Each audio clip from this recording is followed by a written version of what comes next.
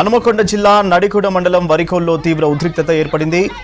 BRS MLC Pochampally Srinivasa Reddy దొంగ ఓట్లు వేయించాడని ఆరోపిస్తూ కౌంటింగ్ కేంద్రం దగ్గర వార్డ్ సర్పంచ్ అభ్యర్థులు ఆందోళన చేస్తున్నారు. కౌంటింగ్ కేంద్రం నుంచి బయటకు వచ్చి నిరసన తెలుపుతున్నారు. పోచంపల్లి అనుచరులు చనిపోయిన వారి ఓట్లు వేయించారని ఆరోపించారు వార్డు సర్పంచ్ అభ్యర్థులు.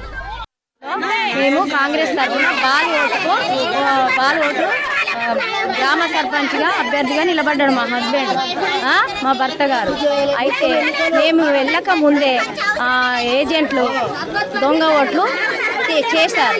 అట్లాగే మా లేడీస్ దగ్గర అందరి దగ్గర సెల్లులు ఉన్నాయా అని మా లేడీస్ దగ్గర సెల్లులు అన్నీ తీసేసుకున్నారు. మా ఏజెంట్ల దగ్గర సెల్లులు కూడా లాగేసుకున్నారు. కానీ వాళ్ళ ఏజెంట్ల దగ్గర సెల్లులు మాత్రం మేడం దగ్గర దాచిపెట్టారు. అందులో మా ఏజెంట్ ఒక అబ్బాయి గమనించిండు. వచ్చే టైంకు గమనించి అసలు రెడ్ హ్యాండ్ దొరికిపోయిండు. ఏంటి నీ దగ్గర సెల్ ఉన్నది అని అంటే, ఇది ఆయనది కాదని మేడమే మళ్ళీ అబద్ధాలు ఆడుతుంది.